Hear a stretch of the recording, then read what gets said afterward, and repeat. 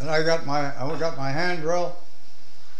I come up in the kitchen and I said, hi, hi, hi, everybody. I'm drilling a hole through the window. He's outside putting up the antenna, leaning against the house and tying it there and sticking the goddamn cord in. And we brought in a television set, stuck it right in the corner where the windows are there. Turned it on. What was on? Nothing? Snow? Oh, sure, everything was on. We had the aerial and everything. But what do you recall what you seen? What was that? No, Was Mom and the kids all surprised? Oh, yeah. Oh, yeah. You paid $300 for a TV in 1950s? $325. Jesus. You must have been out of your mind. That's a lot of money. No, it wasn't. Well, what year was this? 56? 52. 52? 52 or 53. I don't know what. 52. It was Let's see real close. 19-inch Get on to him. console. It was a console type. Yeah, all nice, built in a cabinet. Yeah. Admiral. That's what it was. So was this just a matter of keeping up with the Joneses? I got it. No. This for my wife and kids' well-being. Don't forget, I was out of town for about 2 years. I get home on the weekend. And she had to manage with the kids. And then Where's the Zoom? when we got close enough I could drive, I was gone at 5 in the morning. Never got home till 7 at night. And took her in the wintertime, you're isolated here. She couldn't get out, couldn't go nowhere. You got a Myrtle story you can tell us just about Myrtle? Hey? You got a Myrtle story you can tell? Was she what? Just a story about Myrtle. Oh yeah, that's about Myrtle. Yeah, tell us a Myrtle story. Well, that's a Myrtle story. She just perked right up. So you like the TV, did you? That was great. Well, sure she wanted a TV. She just says, how are we going to pay for it? I said, we pay for everything. We pay for it. It was on time though, eh? Everything was on time. What are you talking about? I never paid cash for nothing. Okay. Price Couldn't afford to pay I cash. used finance companies, mortgage companies. I had the equity. I didn't give a shit. That was their problem. If we went broke, we went broke. How long did it take you to pay off the TV? I don't know. Oh, Trish's being... You just spoil it when you get it like that, and you can't be, okay. I couldn't tell you. Have some fun with it. I didn't care. I signed a blank application form. And this guy that we financed through, if you sold something, I missed half of that. not once did any of them customers default in their payments. Not once. I had 20, 30 of them out there. Oh, so he would come after you if they didn't pay. That's what I said. Oh, that's bullshit. That ain't bullshit. That's the way things were done. Oh, okay. That doesn't seem fair. It seems like he's given the credit and okay.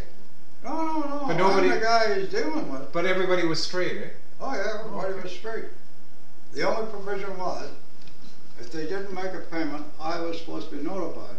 Then I had 30 days to either get them to pay or I had to pay that payment. And how many people? So the thing would be, if they defaulted, I would pay them out as $15 a month. So he wouldn't come after me for the full amount.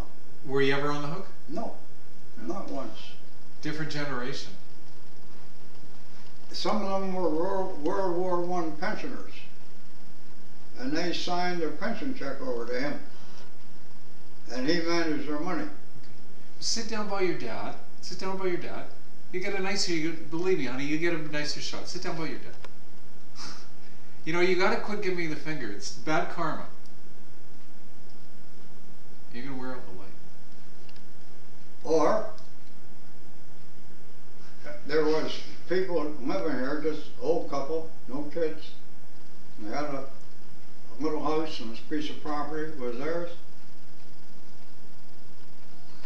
They just signed the whole bloody thing up to him, over to him. Upon their death, he gets it. In the meantime, he paid all their bills.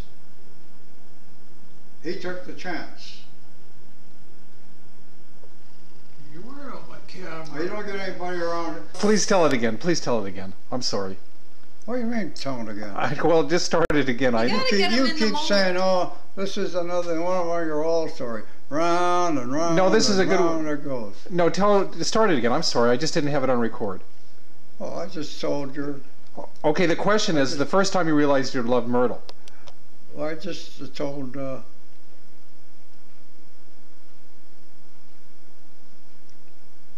Trish. But the first time was when she whispered in my ear during a stupid game. And it was at her engagement party, which I was not too happy about at the time, but I was just slow. Did you know the fellow's name? Oh, yeah. Yeah, I know his name. Okay, keep it to yourself. I don't know whether he ever come back from the war. They were taken prisoner at Dieppe. The fiasco that the goddamn British generals, they wanted to test the strength of the coastal defenses, Germany from France. So they picked on the Canadian battalion to go over and make a landing. They didn't even take them guys and give them extra training, like you know, commando training, which they should have had. So, you know, it was unfortunate for this guy, but when did you move in? When did you make your move to?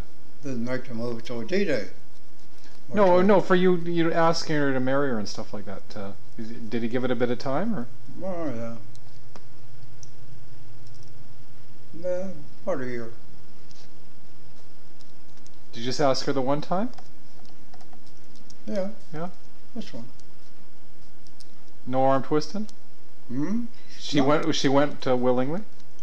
Of course. Yeah. Do you have any stories from the first year of your marriage?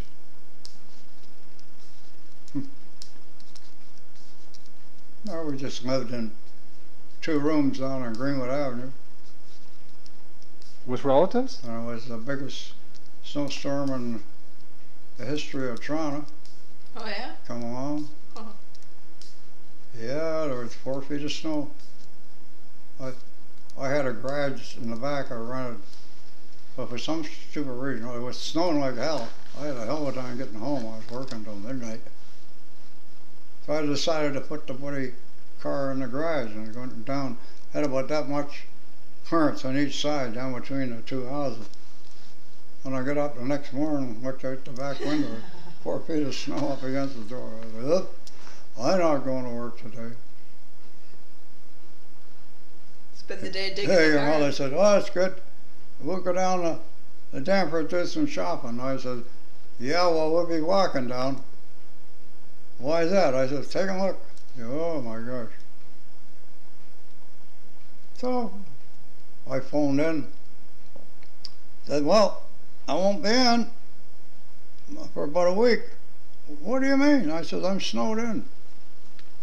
I says, "According to the radio, the only thing that's moving is the streetcars." "Well, we got some calls on streetcar lines. You can just take your hand tools with you, and we'll pay for the streetcar.